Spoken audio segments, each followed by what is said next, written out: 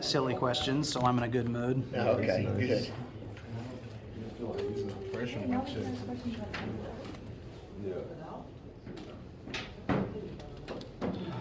Morning, all. Morning. How y'all feeling? Pretty good. Good. Interesting mix of responses. Ah. Well, I have to be here to give me a test this afternoon.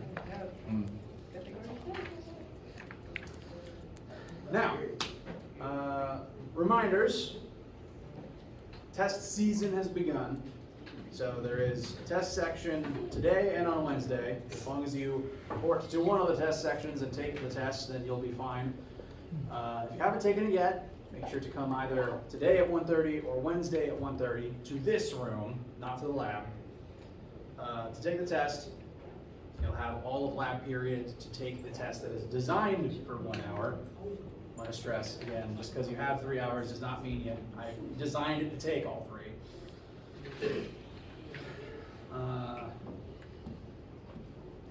Lost my train of thought already. It's definitely a Monday. If you've already taken the test, please refrain from mentioning any part of it to anyone. If you haven't taken the test yet, don't talk to anyone about it.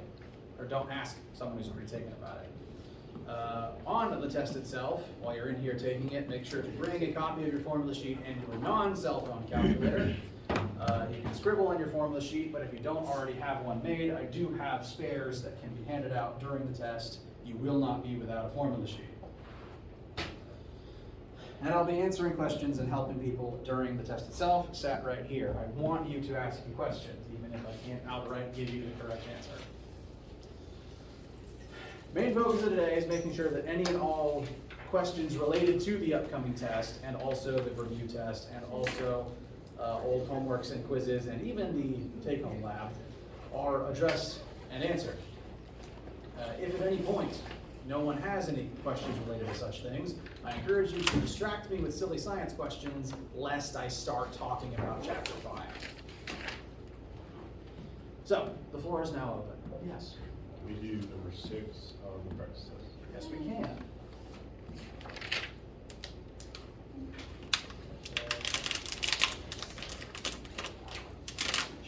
Number 6, you say.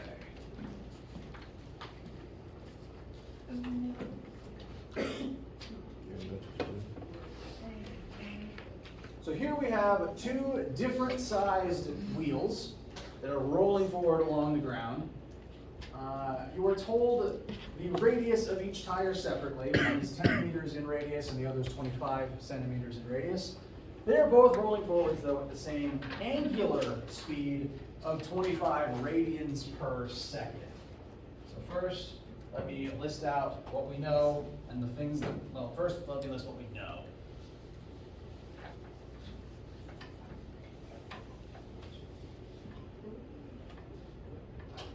Which marker is that?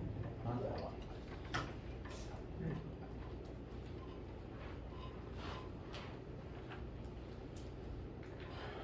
We are told R1, 10 centimeters, R2, D2, 25 centimeters, and a unified common angular speed of 25 rads per second. The fact that it is in radians per second and the dimensions rolling at the same rate is what tells you that that number is variable omega. These are the 3 numbers we were definitively given, just to kind of demonstrate with a picture.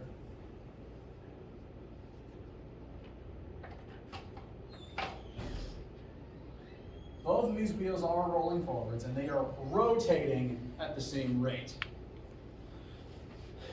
Now, before we look at the rest of my math here, if they're rotating at the same rate, but they have different sized tires, are they going to be linearly progressing forwards at the same rate? Mm-hmm. No, the bigger tire will move farther with the same number of rotations. In our work, we'll try to demonstrate this. First question, find the linear velocity of each wheel. So,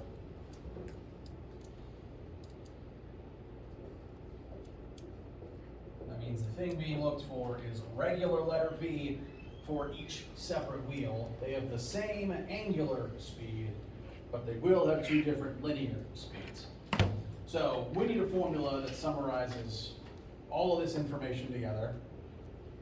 Since we know the rate of rotation of the tires and their size, we can use the conversion factor to simply transform angular back into linear.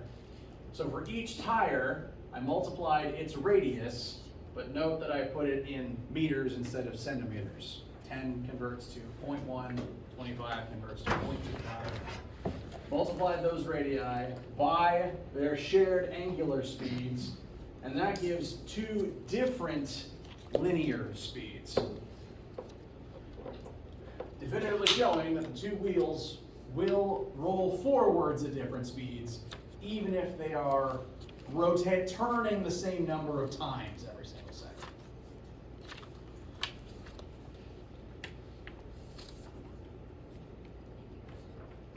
So anyone who's at all interested in automotive things, different gears, like the different gears in a car basically do the same thing here. I'm actually not that much of a gearhead, so I don't actually know what all the names of each part is, but I do know that there is a mechanism that is spinning, and it has different sized gears on it, and you slot the mechanism onto different sized gears so that the same rotation creates different linear speeds. Pinion and ring. Thank you. I am more the physics side than the automotive side. I mean, hand in hand. And it's like if you change wheel and tire size too, you got to recalibrate speedometer. Correct. Just like Which this. is probably why a bunch of rednecks ruin their trucks. It's very, very common. At least one reason why. Part B. Now we're being asked for the linear displacement of each wheel after 3 seconds. So this is linear displacement. That's normal, either letter D, delta D or delta X. For this part, we know time, and we've already figured out the two linear velocities. So I would fill in the 2.5 meters per second and the 6.25 meters per second, and add in a shared time of 3 seconds. And something that I suppose I didn't outright state in the question, although my intent was to imply it, is that the wheels are constantly rolling at the same rate.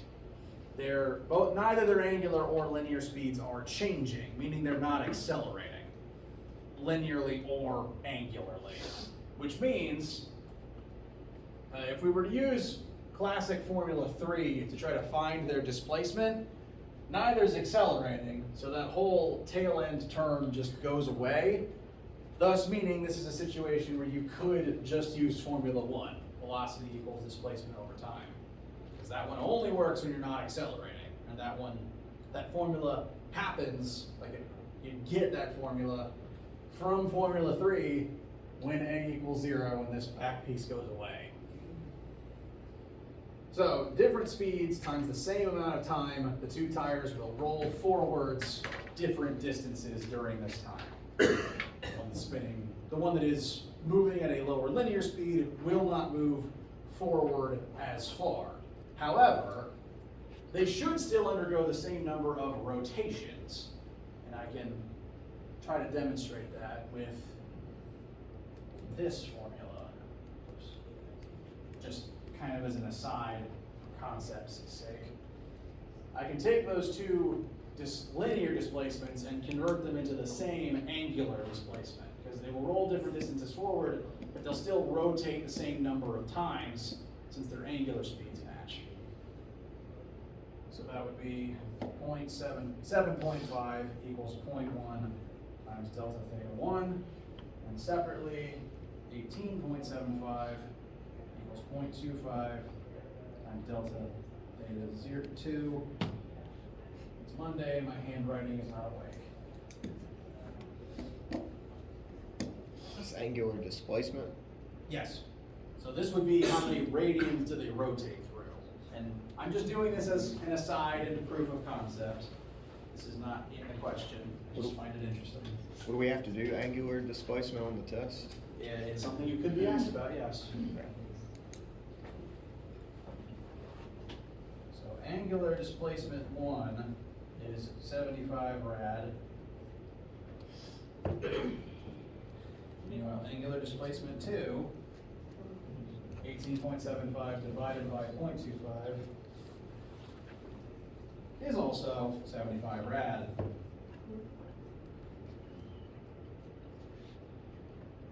So their angular data is once again identical. We even solved for the angular displacement and they came out to be the same number because they are rotating at the same rate. But the different radius of tire means that that information will translate into different linear data.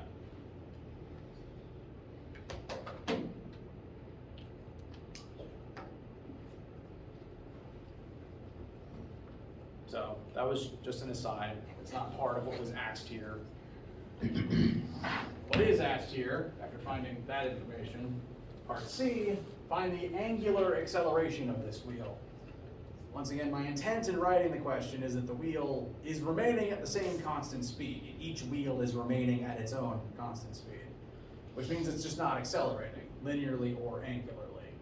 Hence, answer C is just 0.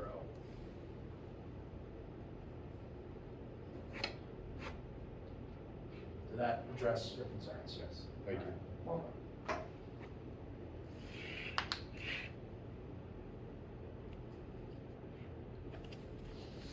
What else is on your minds? Might as well keep it going with number 7. Okay. But you can go ahead. Do you have I another did see question? your hand Mine first. was for number 7 on the chapter 4 rotation. Okay. Still relevant. Let me make sure I know. Number 7 on rotation on motion. All right. In just a sec for Achieve to remember how to sign in.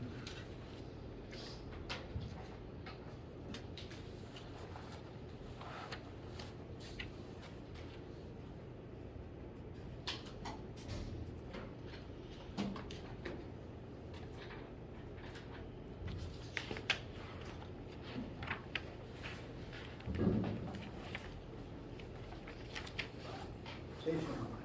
And then you said number 7. Ah, excellent question.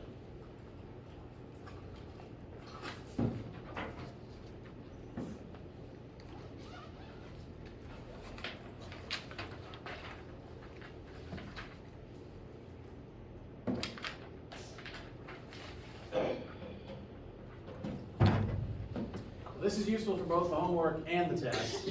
So, both target dot, whether you've taken it or not, make sure to pay attention. Astronomers discover an exoplanet, fancy vocab word, that has an orbital period of 3.43 Earth years in its circular orbit around the sun. That is also a fancy vocab word that just means it takes it that amount of time to orbit its sun.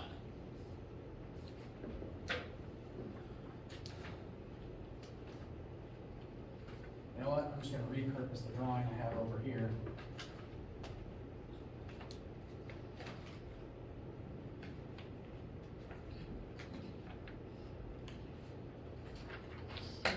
So here we have exoplanets and exosun. And with my sample numbers listed here,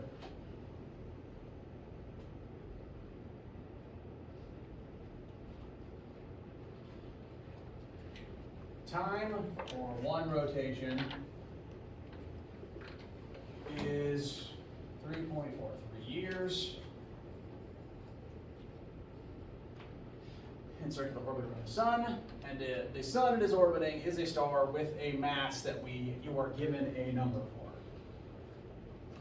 So, mass sun It's a very big number. That is, I think, smaller than our sun.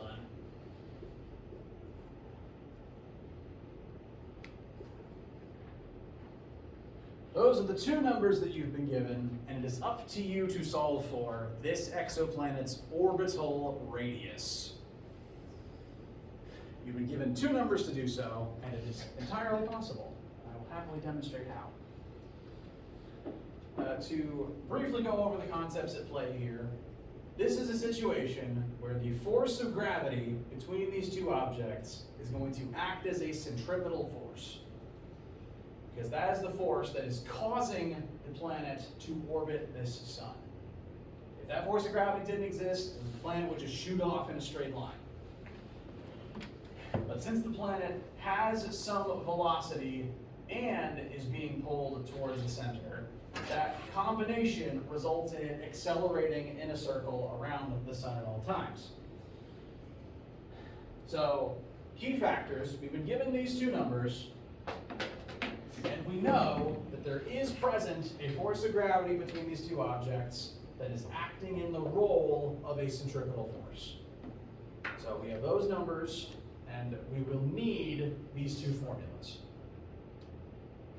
Thing to note, and this is true of all orbit questions, whenever I tell you that one object is orbiting another in space, be it satellite around Earth, moon around Earth, Earth around Sun, force of gravity is acting as a centripetal force. That means, mathematically, these two formulas are equal to each other, because gravity is playing the role of a centripetal force.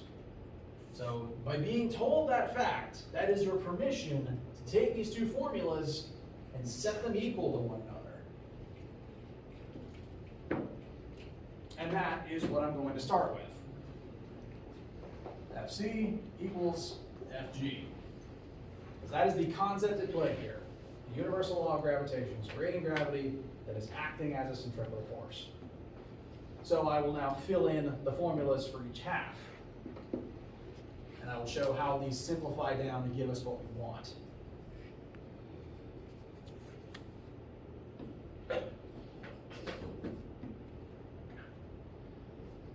So just taking the two formulas, set them equal to one another. We've done something like this before, but more practice is always good. The thing we're after here is the r. We are after the orbital radius. So I'll write over here, r equals blank. That's what we want. And it's worth noting that it's the same r on both sides. So this is a situation where it's the same variable in two places. It's not two different things. It's one common thing, and we can eventually use that to our advantage. First, let's go through every other variable present to see if we have that information or what we can do about it. R is what we want, so it's okay to leave that blank for now. Next, we have various masses on either side. Now on the gravity side, it needs to know the mass of both separate objects, because the mass of two things creates the force of gravity between them. So I'm going to call M2 the mass of the sun, and M1 the mass of the planet. But we were never given a mass for the planet. That is ultimately not going to matter, because you'll note on the other side there is also an M. Because mass also determines how the centripetal force affects the object. The question is, based on the formula and what we're, like the physical situation here, would this M be that of the sun or of the planet? Whichever one you choose. All right? Can you choose which one it is? There is a correct answer. It is one or the other. The sun. There's only two guesses. Sadly, that is the wrong one. Oh, man. This is the planet's mass, so I'm going to label them a little more carefully now. MP, MP, and M sun. The reason that it's the mass of the planet is the centripetal force formula, whichever version of it you use, always refers to data about the orbiting object, the object that is circling something else. In this case, it is the planet that is circling the sun. And we know this to be true because all of this information on this side of the formula refers specifically to the planet. Mass of the planet, distance the planet exists from the center of its sun, and the speed the planet is moving at. This velocity has nothing to do with the sun itself. All of this side is nothing but the planet, and that should be your tip, that this mass is that of the planet. And thankfully, that means that there is planet mass in the numerator of both sides. Which means you don't really need to know it, because it's just going to cancel. What this realistically means is anything moving at this speed, at this distance around the sun would have orbited successfully. Like a human moving at the correct speed at the correct distance would have the same orbital path. I wouldn't recommend it, but you could. The mass of the object has no effect on the relationship between its speed and its distance from the sun. So thankfully, we don't need the mass of the planet, which is why it wasn't given to us. We do know, though, mass of the sun. We also know big G, because it's that constant on your formula sheet that you don't need to memorize. That means we need to do something about this velocity term. We need to know how fast this sun is moving. And that's where this time notation comes in handy. This actually can't tell us linear speed, but it can tell us angular speed. And there's a different version of this formula that takes angular speed instead of linear speed. So I'm actually going to pull the rug out from under you guys and swap formulas here on the fly. Because centripetal acceleration can also be equal to omega times r instead of v squared over r. Sorry, the omega is still squared. Omega squared times r instead of v squared over r. Still the same r on both sides, but now it's in terms of omega instead of v, which is good because we can turn this time into omega. I've demonstrated something like it before, and I'll do it again. Bless you. This information tells us how many years it takes the planet to orbit the sun. And that is the time for one full rotation. Angular speed is rotations over time. So, one rotation over 3.43 years is technically an angular velocity. It's a unit of rotation over a unit of time. We just need to convert it into radians per second before we can use it. So, this is also something that's worth practicing. And you do not have to convert units the same way I do, but I'm going to show the way that I do it. One rotation converts to 2 pi radians. That'll cancel rotations out. And then we have to turn years into seconds. Suppose if we were being as accurate as possible, 1 year is equal to 365.25 days.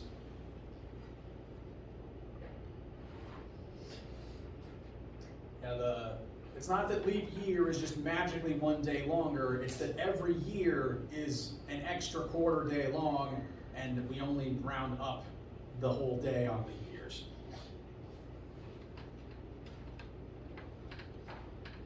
And then we have to turn days into seconds. You know what, I'll just show every step. 1 day is 24 hours, and 1 hour is 3,600 seconds. Again, I do my conversions daisy chain fraction multiplication style, railroad style. You do not have to do it the exact same way, but this is the method that first comes to my mind. And so, 1 divided by 3.43 times 2 pi times 1 over 365.25 times 1 over 24 times 1 over 3,600 should give us, it'll be a very small answer because rotationally it takes years to complete one trip. So angularly, it's spinning very slowly. Linearly, it's going to be booking it though.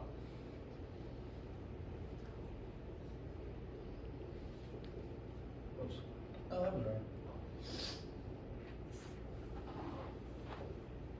So your number will be different, but I just wanted to demonstrate. I ignored the big scientific notation part. With my sample starting number of X years here on the bottom, I get 5.8 times 10 to the negative 8 radians. Your number will differ, but it'll be similarly tiny. And this is then the omega that you can successfully plant right there.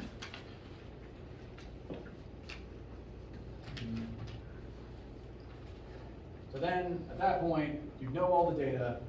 It would come down to getting R on the side you want and solving for it correctly. Mass of the planet cancels, so I'll show the next line down. I'm going to bring R squared over here. We'd end up multiplying both sides of R squared, so the right side would actually turn into R cubed equals big G times massive sun over omega squared. And this would ultimately be your formula for finding the radius of this planet, the orbital radius of this planet, excuse me. What you'll need to do for your own work is find your own correct omega and apply this correctly. You will need to take a cube root. There is a button for that hidden inside your calculator's menus. Yes? Okay, so when we had v squared over r, could we have, since we already have the gravity and the mass, could we have canceled out the r's and then just, I don't know. Yes. The way I originally had it written, you can cancel some things, it just interacts slightly differently. That would have been mv squared over r equals g m1 m2 over r squared. The r's here would interact similarly. There's r's in the bottoms, so if we were to say multiply both sides with r, to kind of bring this one over here. Mhm. Well, let me reverse that actually. I'm going to multiply both sides by r squared.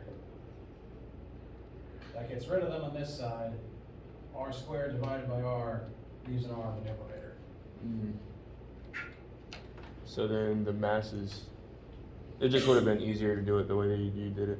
Yeah, this I think would have been easier if you knew linear velocity, Mhm. but we don't. We kind of can't figure that out without radius. Okay. So, but then you have, never mind. I Yeah. get you. Yeah. This would still cancel. Mhm. So. But there's still two variables that you don't know. Well, no. Well, yeah. Yeah. Like you need to plug in something for v, and ultimately, if you even plugged in like the linear angular conversion into v, you'd end up here. Okay. Makes sense. So what does the GM stand for on top of the omega? So this is big G. So the gravitational. Yeah, the gravitational constant that lives right on the bottom of page 1 of your formula sheet. Okay. And then separately, ms is the mass of the sun that is given to you. So that is big G times ms. That is not G with a subscript. Okay. It's a bit of a doozy. I'd say on the homework, this is probably the trickiest one. Is that one of the longer ones on the test too? It is, yes, it is tied for one of the things that could take the most time to do. So such a question would be one of the higher point total ones that you get loads of partial credit for attempting. The lowest partial credit? Loads of. Oh, Loads of partial credit for attempting. gotcha. Yeah, I thought you said lowest. one. Enunciation is important. I was like, wait a minute. That's why I need to stay hydrated. Words don't sound right when you're thirsty.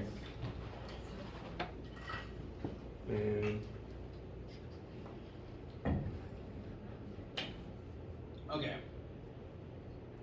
How does this number 7 feel? Good. Okay. We were also asked about test radio number 7,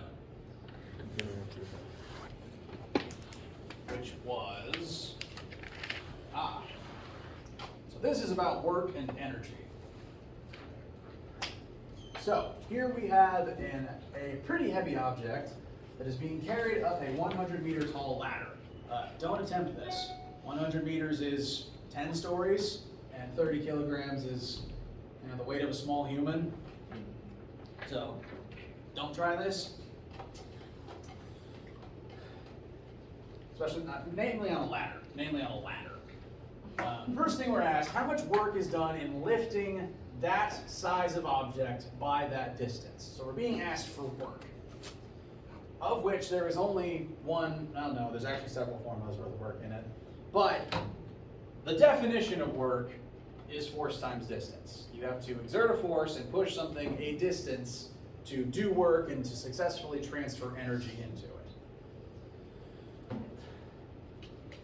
The principle that I scribbled here on my formula sheet says force to lift is equal and opposite to the object's weight. If you want to lift something upwards, you at minimum have to overpower the force of gravity acting on it. So at minimum, you would have to exert a force upwards equal and opposite to how much downwards the object weighs. So my next line down here says work equals, instead of force, I've written m times g.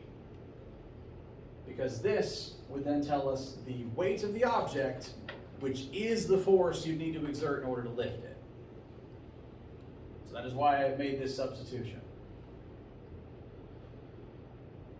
Now, similarly, since this is the force to lift, I have elected to not write a negative sign on the 9.8, because we are lifting upwards. So that is why that negative sign is no longer there. The next line down, I plugged in the mass, I plugged in 9.8, and I plugged in the vertical distance lifted. All those things multiplied together gives us 29,400 joules of work done. It's a lot of work. It is a lot of work. That's probably at least one donut.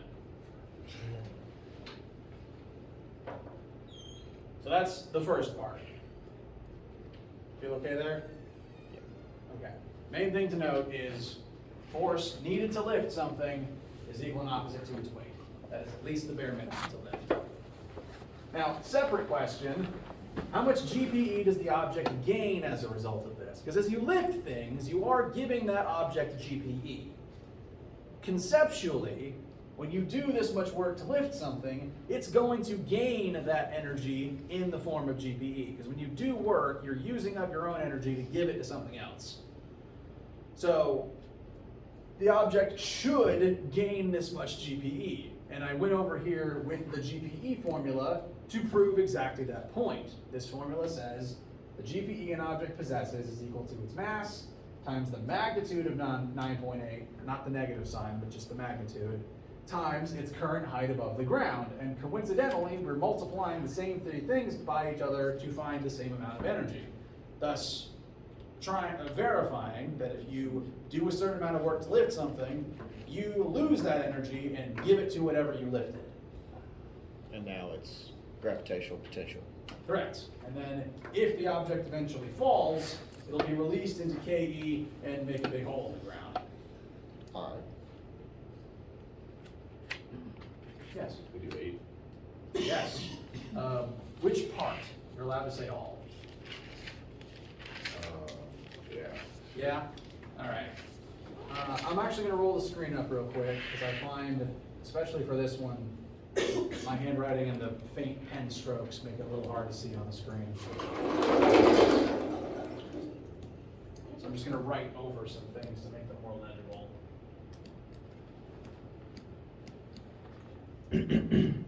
Bless you. Thank you.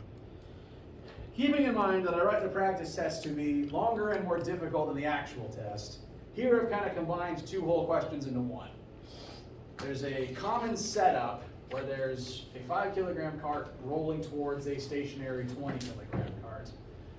And that's the shared setup period across what will now become two different collisions. In the first collision, we're going to explore what happens if the two carts collide inelastically and stick together, like the throwing star lodging itself in the wood.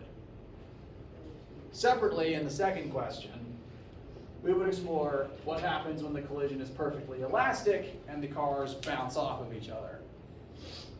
So on the test, this would be one question inelastic, one question elastic. Yes. All right. And I, to kind of give the game away, I find elastic, if you just note the amount of work I have here, elastic collisions tend to be, at least take up more math. There's more energy involved. You don't usually know the final speeds of both objects. So if you have to do an elastic collision and you do not know either final speed, the amount of math required kind of quadruples. So I said earlier that the orbit question is tied for one of the things that takes the most amount of math and time. Elastic collisions is the second thing that it's tied with. Because we'll probably have to find Two unknown final speeds, yeah. Again, I do factor that in when I write my test questions. The point of my test questions isn't to waste your time, it's just, do you know how to use this information? I say that as a comfort. Now, on the practice test, to demonstrate both, I step through both types. The inelastic ones tend to be more straightforward because if the two objects stick together, they have the same final velocity, and that saves you so much time. Whichever type of collision you have, you do want to do a momentum analysis. There's an equal sign here, it's not really visible. Comparing the total amount of momentum in the system before kaboom to the total amount after kaboom.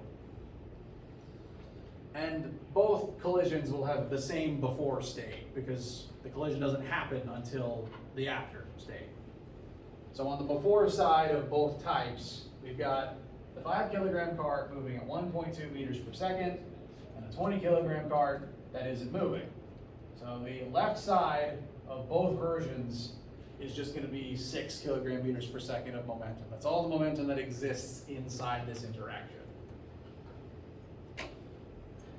On the inelastic version though, afterwards, sorry, fixing an error. After the collision, the two different masses will move at the same unified final velocity. So this is listing their separate final momentums. Momenta. Plural of momentum is weird. And since it's the same VF, it's the same variable in those two spots, meaning we can combine it together with the distributive property, which I did kind of skip that step. I was in a bit of a hurry, and now my marker's dying. Great. I'm tossing this marker. I want to make it clear I'm not aiming it, just as it whizzes past your head, I promise I'm not aiming at people. Oh man, you're so close. So close.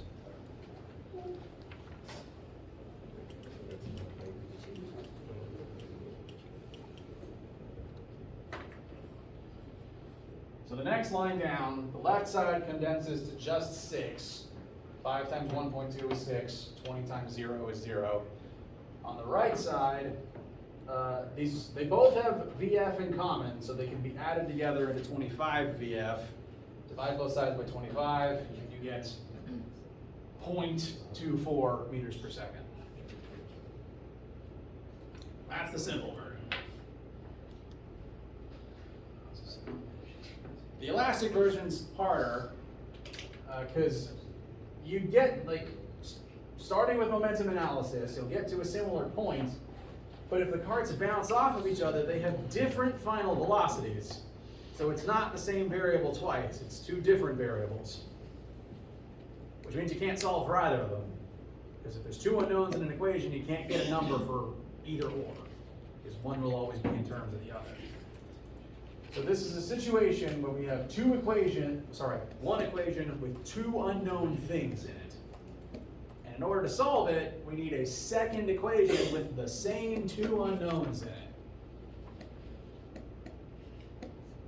Now, thankfully, momentum is not the only thing that's conserved in an elastic collision. What is the other thing that's conserved?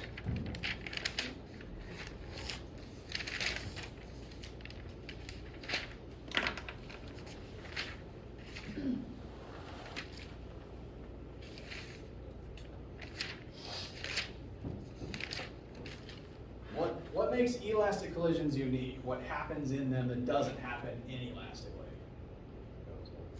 things bounce off of each other. It's higher energy because the kinetic energy is maintained the same way the momentum is. That only happens elastically. And I hyper-emphasize that E to make it clear which word I'm saying.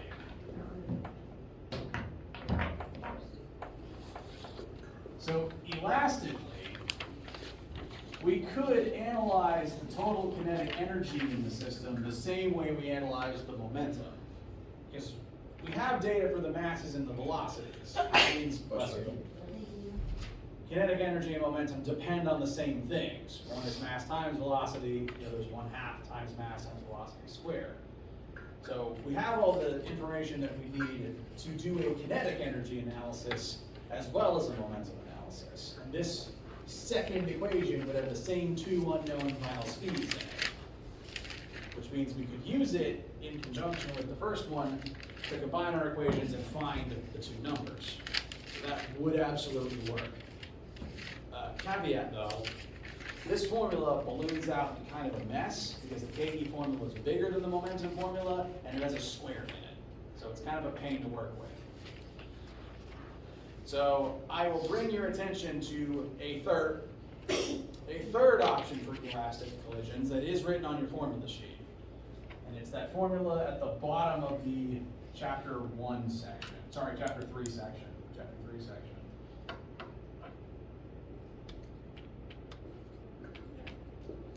I didn't write 2. V1 initial minus V2 initial equals V2 final minus V1 final. This third equation only works for elastic collisions. Some very smart people similarly got fed up of having to use the KE formula here, and they figured out they could use this one instead. This is basically treated as a simplified version of conservation of kinetic energy.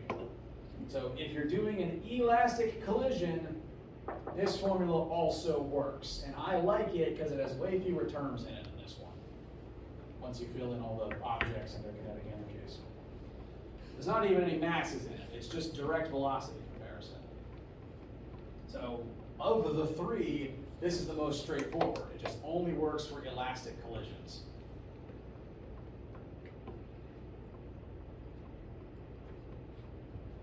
And since it's the most straightforward, I filled in all the information I had, which is just the initial side, and I used it to help find the two final velocities. I created a situation of two equations, two unknowns, where we have two equations with the same two unknown things in them.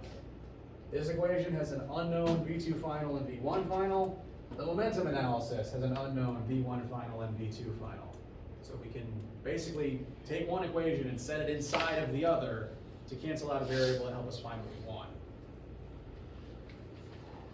So I took that second equation and rearranged it into the form of V2F equals.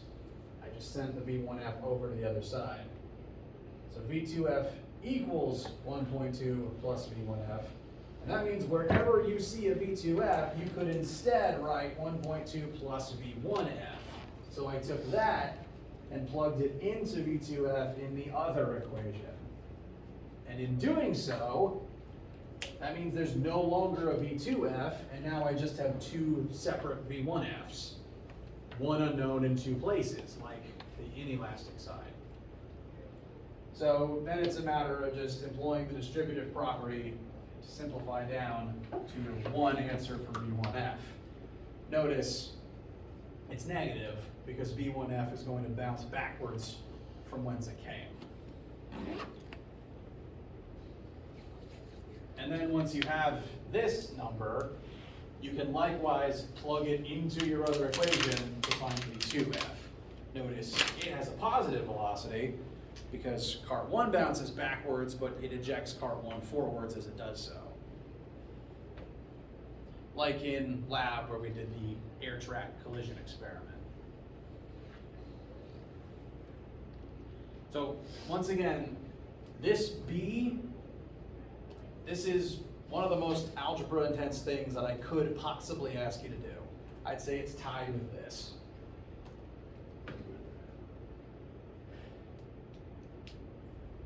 And again, I don't write my questions to waste your time. I try to make everything as straightforward as possible, make sure you have all the information you need, so it's just about applying your knowledge. So other than those two, we'll be all right. Yes, and keep in mind, my tests are weighted in such a way where, as long as you try, like 50 is the floor. You always scale up from there. As long as you have an answer for everything, give an attempt.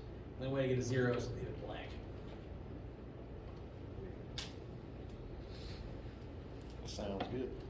Could you show me how to keep root on my calculator? To do cube root? Yes.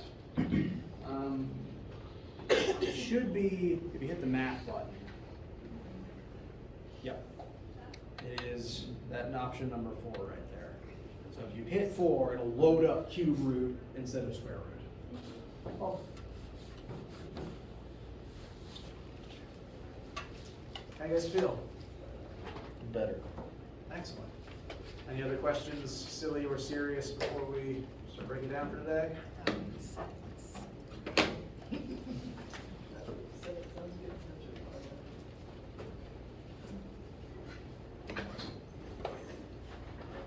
All right. If you've already taken the test, enjoy your week off. If you haven't taken the test, I'll see you either this afternoon or Wednesday afternoon. Again, let me know any questions, needs, concerns you have while studying. So is Wednesday gonna be another like test review day? Yes, but since more people will take it by that point, I'm expecting to begin discussing chapter 5, so Okay. we need to do it faster after spring. Let me know if you need anything. Have a great day. You too, appreciate it.